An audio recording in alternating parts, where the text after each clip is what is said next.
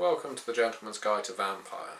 In this video we shall focus on Clan Brujah. Clan Brujah are a clan who, I suppose, are much maligned if you follow the stereotype that they are all punks, that they are all hot-headed rebels, that they are all gangers, toting sawn-off shotguns, that they are rabble, who exists only to pluck the fire from the hands of the gods and spread it around the masses, that they are only a clan of passionate vampires, completely unable to control their beasts, their inner rage. Well, I say that's an unfortunate stereotype, but it does do the Brujah a service, because indeed not all members of Clan Brujah are like that, and it's only the most open, the most visible members of the clan who resemble that stereotype. After all, the Brujah were once known as the Philosopher Kings in the Dark Ages. They were the high clan of the Philosopher Kings. They were in charge of ancient Carthage, for all intents and purposes, while the Ventru, the Malkavians and the Toreador held a great deal of sway over ancient Rome. Ancient Carthage had Brujah at its helm. Indeed, very few clans match them just due to sheer capability of holding on to their humanity. Many members of Clan Brujah have sought and attained the mythical state of Golconda, where a vampire can finally be at complete peace with its beast and with its human instinct and self-control. The story of the Brujah starts, as all vampire history starts, with Cain, and with one of Cain's grandchildren, who is nameless in these nights. This vampire was a coldly aloof vampire who did not concern himself or herself with petty morality, with human needs, and would view everything from a, I suppose, temporal perspective. After all, immortality was a very long time, and this vampire had a hell of a lot of time to do whatever the hell he or she wanted. Eventually, this vampire embraced another vampire, a vampire by the name of Troil. Well, I say he embraced a vampire, wasn't a vampire when he embraced him, but anyway. Troil, in comparison to his sire, or her sire, Troil's gender is likewise ambiguous. Was hot-headed. Troil was passionate. Troil was fierce. And for that reason you could ask the question, why would such a cold, calculating, dead-inside vampire embrace such a rebel, such a thinker, such a radical as Troil? Quite simply, it was the closest thing that the Brujah clan founder ever felt to love. The clan founder loved Troil with its unbeating heart and embraced the mortal, wanting to taste some of that raw emotion that Troil held. While their passion play lasted for centuries, no doubt, it had to end in tears, and so it did when Troil diablerized its sire in a fit of pique. Or at least, that's the way one of the Brujah origin stories go. Others would say that the Ventru clan founder slew the Brujah clan founder. Others would say that the Brujah clan founder had multiple personality, one being coldly aloof while the other was hot-headed and passionate.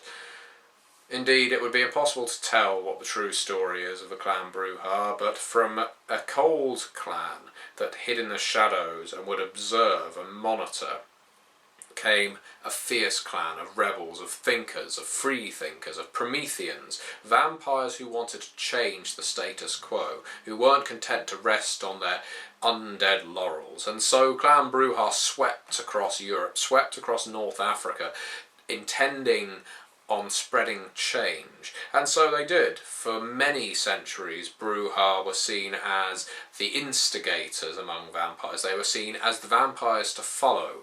They were seen as vampires that would carry on with them the winds of change, that could actually bring enlightenment as well as freedom for young vampires beholden to creaky old princes and other elders who were constantly being forced to bend knee to some old vampiric tyrant living in a tower.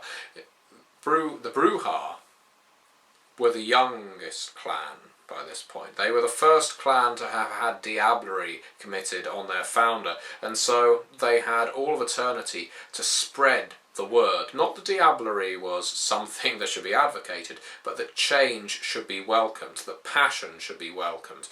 The Brujah had changed, and so the coldly aloof Brujah clan faded into the background. Some may say they were made extinct entirely, but again, whether that's actually the case is entirely down to the storyteller. Needless to say, the Brujah clan had changed totally, and with it changed the face of the vampiric world of darkness.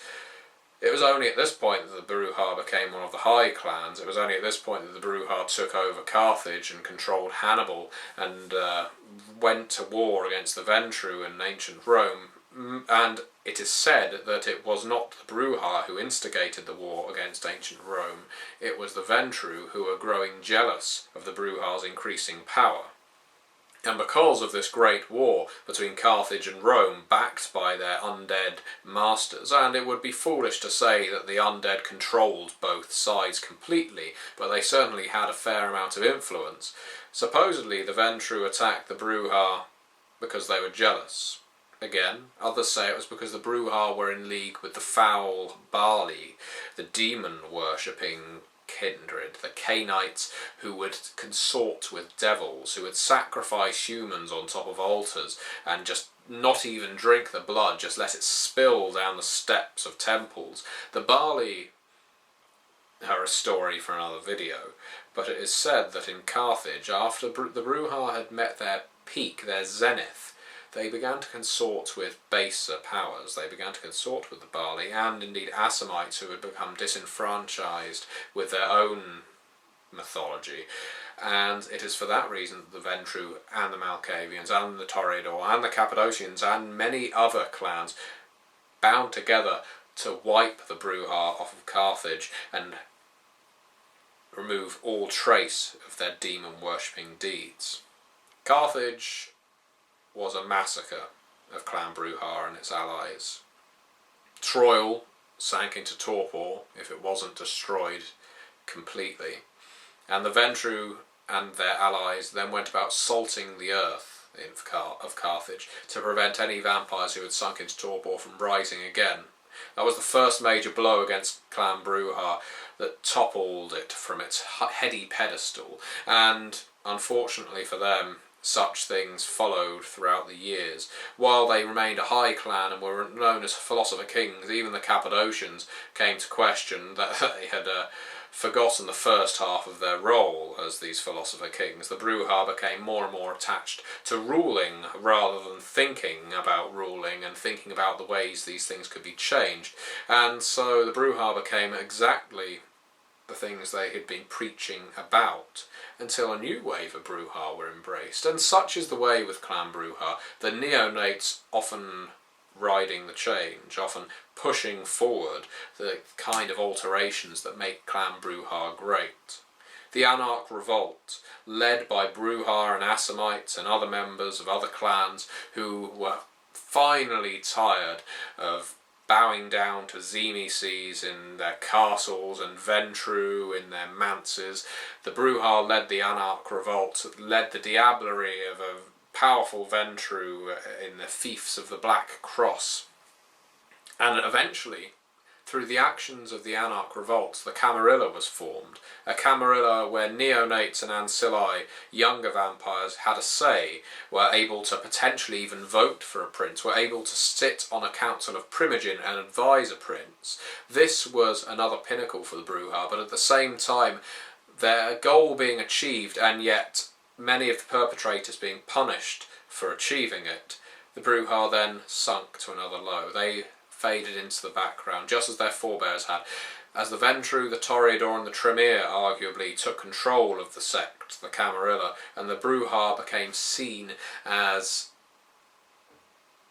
fighters, as thugs, as heavies, as people with a fair amount of presence, as was their discipline, and indeed powerful speed and immense strength, because the Brujah have both celerity and potence, but no more than rebels, no more than hot-headed zealots who could just preach in the wind that they wanted anarchy, that they wanted change, and yet they could never come up with something to actually change the status quo too. The Brujah became turgid, they became stale, they just became a bunch of people shouting into the wind and never doing anything about it. The worst kind of complainer, the man who moans and then does nothing to action change. For at least 300 years, from the formation of the Camarilla through to the 20th century, the Brujah were an anachronism. They failed to live up to their heady days. And it's only in the 20th century that the Brujah have started finding their feet again, that the Brujah have started finding their common zeal through new waves that have come through the mortal span, through the sheer change that has been going on in the 20th century, through the era of free love, through the era of punk, through the Reagan era, through every single sweeping change that happened, every single decade. The Brujah could be riding on their coattails. They could come in with a fervent of communism. They could come in riding on the back of fascism. And they could support any radical movement, because the 20th century was the time to support radicalism. And the Brujah were at their height again. The Brujah took seats on Primogen councils. The Brujah became princes. The Brujah exerted their humanity, because the one thing the Brujah have never lacked over the hundreds of years, the thousands of years that they have existed, is their being in touch with their humanity. The vampire that says that the Toreador have the most in common with humans because they can observe beauty is fooling himself. The Toreador is addicted to art, to beauty, to artisans. That is not a human need. The Brujah are still in touch with their human passions, their human desires, everything about them that kept them human. And so while all the other vampires resort to their stereotypical roles, with the Ventru becoming the hoary old prince, the Toreador becoming the prissy artist or dancer, and the Malkavian becoming the lunatic ranting at walls, the Brujah remembers what it was to be human, because he still feels that emotion. Emotions for every other vampire have to be stimulated, they have to be put on, they have to be made up. For a Brujah, that emotion is very real. It is their weakness, because they sometimes cannot control it. But even when coming down from the rush of giving into the frenzy, they know what it is to be a vampire, they know what it was to be a human.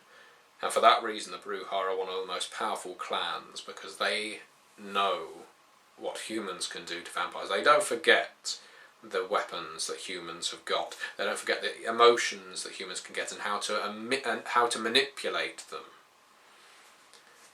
The Brujah are a powerful clan, and they are not to be underestimated and passed off as rebels, as punks, as hot-headed anarchists, as gangbangers, or anything of the kind.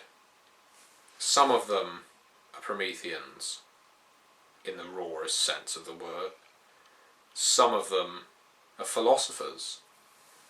They are all free thinkers in their own way, and so while they may not be unified as a clan, they are certainly the most sweeping clan when it comes to reforms in kindred society, when it comes to taking a stand against a tyrant. The Brujah, the vampires who will set your city free if you only give him the time to explain himself in one of his many raves and rants. Thank you very much for watching. Then maybe you shouldn't be living here!